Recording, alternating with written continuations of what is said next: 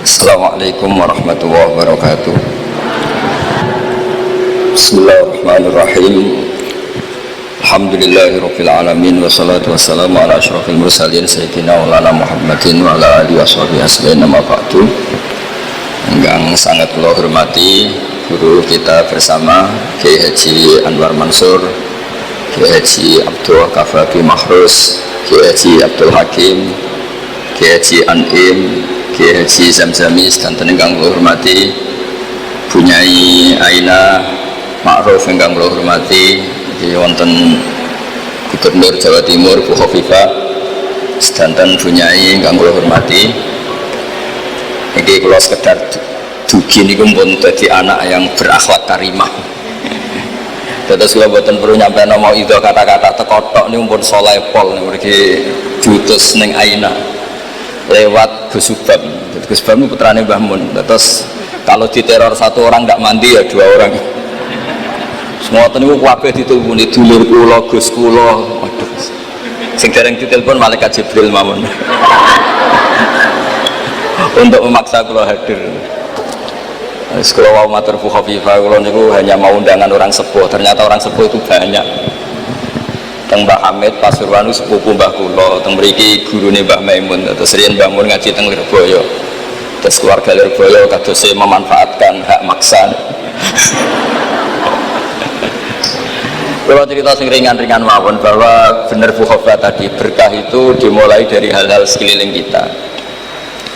Tapi karena saya sebagai kiai menekuni fikih-fikih perempuan, dulu itu ada Fathul Masail begini Bu Khofifah, agak Fathul Masail itu agak benar, tapi ya benar. Gimana hukumnya polisi dari perempuan, atau gimana hukumnya wanita jadi polisi.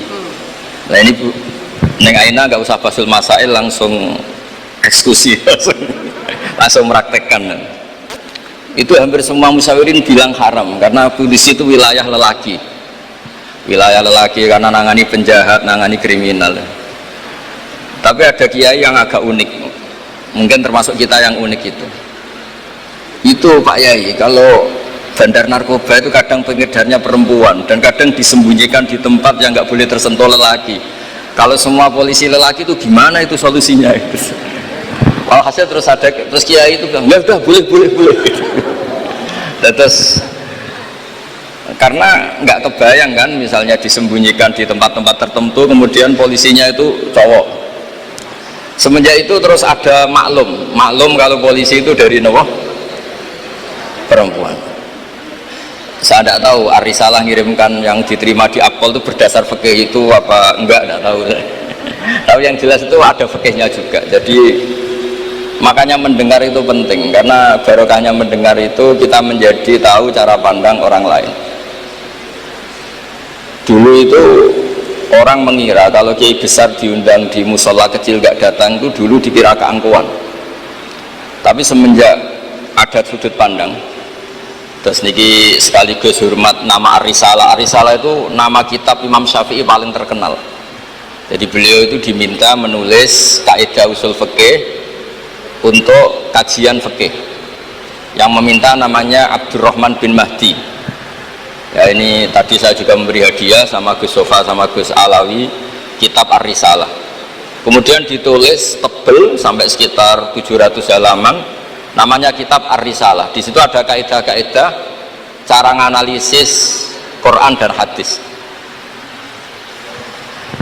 Dan itu berkahnya Masya Allah, akhirnya fikih kita tidak fikih harfiah, tapi fikih yang benar-benar bisa menjawab tantangan zaman. Di antara yang paling terkenal misalnya ibu saya itu namanya Yohanit, persis tabarruk sama namanya ibunya Nabi Musa. Khilah ya. Di fikih itu ada kitabul khilah, bab merekayasa hukum. Jadi Nabi Musa kita tahu itu Nabi Musa. Setelah itu Nabi Musa kecil disusui siapa aja nggak mau. Ini cerita kecerdasan perempuan zaman itu sudah cerdas. Jadi sebelum sekolah Arisalah juga ada yang cerdas ya. Ini ibu Nabi Sinten Musa. Itu cerdas sekali. Dia minta saudaranya supaya meneliti ini larungan Nabi Musa sampai mana. Singkat cerita ngerti kalau itu ditemu Fir'aun. Ketika cari perempuan yang menyusui, tidak ada yang mau Nabi Musa. Wa harramna alaihil maradi, semuanya menolak. Singkat cerita, saudaranya ini bilang, hal adulluka ala ahli baiti yakfulunahu lakum. Ini saya tunjukkan keluarga yang mungkin susuannya pas dengan Nabi Musa, dengan Musa kecil. Lalu pengawal-pengawal Fir'aun itu curiga, loh kok tahu? Sebab itu untuk menghilangkan curiga, dia bilang, tapi mintanya bayaran itu tinggi. Jadi berkahnya minta bayaran itu malah dikira ini benar-benar orang lain, karena kalau ibunya sendiri pasti tidak minta bayaran. Jadi ini cerita, jadi mulai dulu perempuan itu pintar ngerekayasa. Ya agak ruwet nih. Jadi kita ini partai-partai yang kalah sama ibu, kalah sama apa saja lah, sama Bu Nyai. Kalau santri ditanya, takut mana Bu Nyai sama Pak Yai? Mesti jawabannya takut Bu Nyai. Itu ijma, itu sudah ada ijma. Karena kiai itu lebih sabar itu. Kalau kata Bu Nyai enggak, kiai itu lebih pelupa. Jadi kalau ada masalah gampang lupa. Akhirnya karena bayar itu terus nggak curiga kalau itu ibu aslinya Nabi Musa. Akhirnya ibunya Nabi Musa dapat dua nikmat, dia ketemu putranya sekaligus dapat uang dari Fir'aun. Jadi Quran kalau mencontohkan perempuan itu luar biasa. Ada lagi contoh Asia, perempuan itu memang misteri. Ada yang istrinya Fir'aun jadi wanita hebat, yaitu Asia. Ada yang harusnya solihah kelas papan atas karena istrinya Nabi Nuh, malah enggak.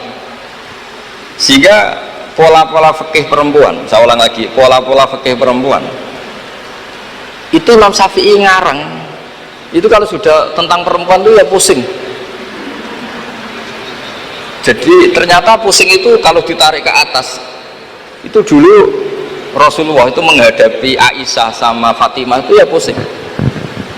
Itu kalau Halah datang, Halah itu saudaranya Khadijah. Itu kalau datang itu betapa hormatnya Rasulullah. Makasih kamu datang mengingatkan pada Sayyidah Khadijah, pada Khadijah gini-gini. Itu Sayyidah Aisyah cemburu. Kenapa engkau mengingat Khadijah terus? Padahal Allah sudah mengganti yang lebih cantik daripada yang sudah tua. Pokoknya menyebut ajus itu tua, yaitu Khadijah. Gantian Sayyidah Fatimah yang tersinggung karena ibunya disebut ajus, tua. Nabi itu cara ngelola dua wanita ini, yang satu bangga dengan kecantikannya dan keperawanannya, dan Sayyidah Fatimah tertekan karena ibunya jadi korban, yaitu dianggap sepuh. Itu Nabi cara menyelesaikan itu unik, bilang gini, Fatimah, kamu bilang ke Aisyah, sehebat-hebatnya kamu itu perawan dapat duda, sementara ibuku janda dapat Joko. Terus mulai dulu ya kebanggaannya Rondo untuk Joko, itu mulai dulu. Tapi ini cerita, jadi ngelola perempuan itu ribet. Jadi kalau terlalu ke Aisyah, Sayyidah Fatimah cemburu. Kalau terlalu ke Sayyidah Khadijah, Sayyidah Aisyah cemburu. Jadi ya nggak ada solusinya memang. Jadi kalau kiai ngaji fiqhul mar'ah itu, fiqhul nisa itu nggak ada selesainya. Kata Nabi, khuliqat min dila'in a'wad, didesain dari iga yang bengkok. Indahab tatukimuhu kasartah, kalau kamu memaksa lurus patah, kalau kamu biarkan tetap bengkok. Ya kalau jalan harus bengkok, ya biar bengkok aja, tidak usah dipaksa nopo lurus. Terus kalau suwon terutama teng Gus Sofa, Gus Alwi, teng putra-putra neng Aina, Ar-Risalah itu menjadi inspirasi hukum. Dulu zaman Imam Ghazali ada orang pamit mau jadi ahli fikih. Sama Imam Ghazali nggak boleh, udah kamu jadi dokter saja. Terus ditanya, kenapa engkau sebagai ulama kok malah fatwa saya jadi dokter? Kata beliau, banyak negara Islam yang karena nggak ada yang belajar dokter harus berobat ke dokter yang non Muslim. Begitu juga di dunia ekonomi, di dunia politik dan seterusnya dan seterusnya. Jadi itu yang dikenal dengan usul fikih. Dulu Imam Syafi'i itu bencinya sama orang kaya itu masya Allah, karena beliau lahir miskin dari komunitas miskin.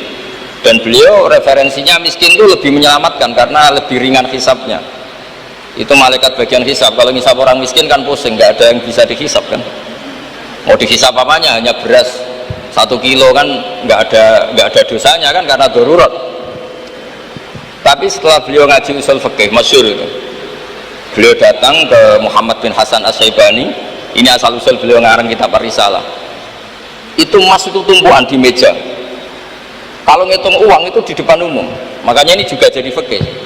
Makanya menurut saya kiai-kiai itu kalau ngitung uang banyak kesunatannya di depan umum biar orang nggak kepikiran nyalami template karena uang kiainya sudah banyak.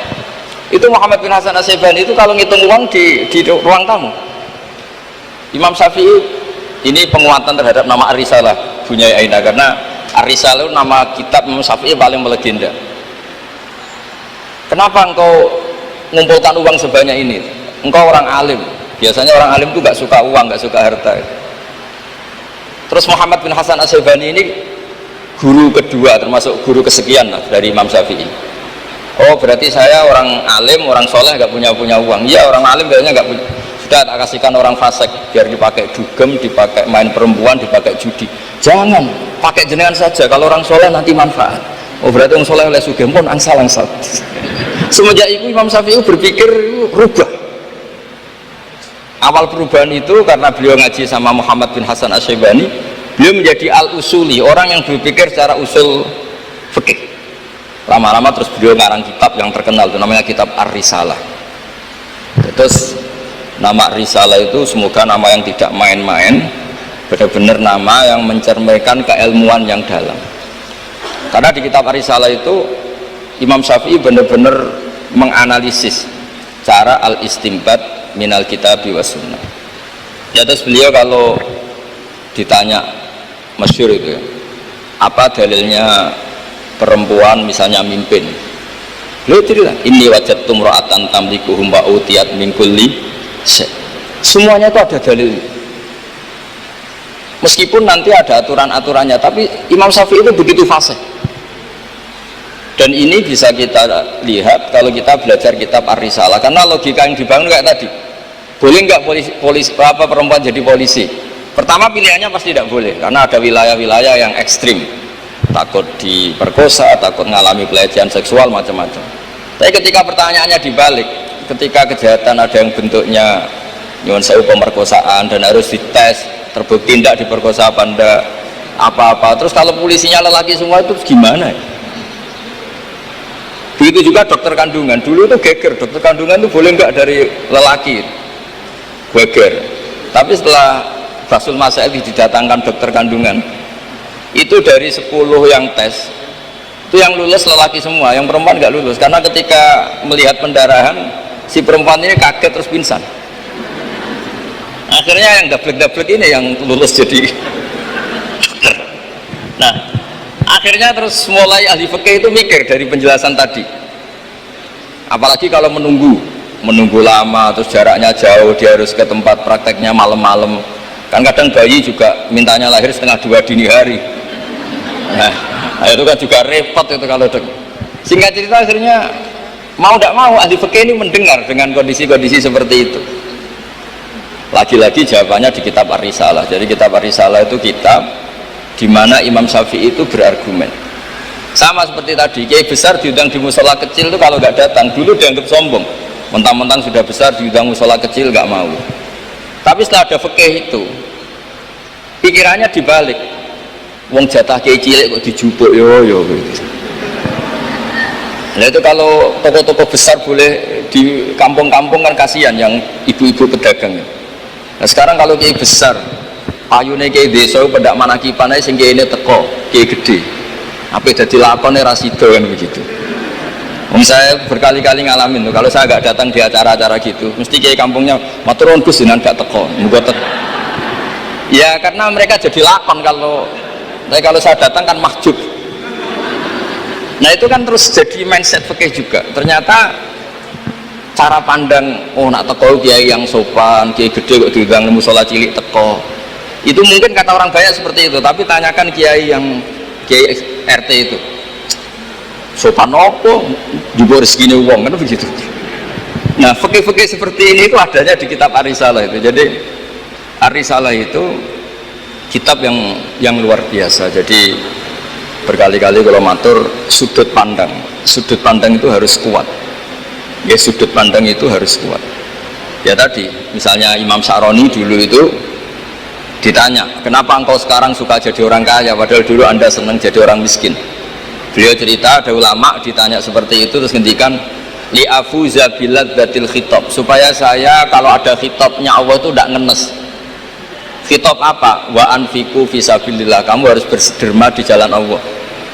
Uang saja tidak punya kok disuruh berderma, supaya kalau baca Quran itu tidak ngenes teman-teman itu. Misalnya baca itu bi amalikum, saya tidak punya harta. Nah, ya semuanya walhasil saya minta lah baru karena kitab Ar-Risalah itu yang miskin dia seneng karena nanti tidak ada hisab, yang kaya juga seneng karena lebih manfaat pada orang banyak, yang nggak jabat yang seneng karena meringankan hisab, yang jabat seneng karena pahalanya banyak karena ngurus orang nopo banyak. Pulau nu aslinya terkenal ini bukan seneng, nanti saat ini kalau bukan nanti ngurus median bukan nanti, pasrah pangeran sebuah urusan. Tapi dongo menolak itu dia bukan wani kalau pangeran. Mereka nggak nak sing wong carane ngaji gratisan giliwat wong koyo pulau-pulau ngeten iki. Karena kalau yang terkenal itu semuanya matre, itu juga repot umat. Tapi nak pulau terkenal pulau ya repot. Terus la haula wala quwata illa billah wa hasbunallahu wa ni'mal wakil. Jadi kalau suwon niki memang diminta ngaji ilmiah ya. Pulau minta pondok ini harus menjadi pondok ilmiah, yaitu misalnya ada dokter yang muslim, muslimah, soleh, solihah, anggap saja itu awal dari praktek islami di dunia kedokteran. Misalnya di kepolisian juga sama, di birokrasi juga sama, karena berkahnya hidup itu kalau dikawal orang soleh.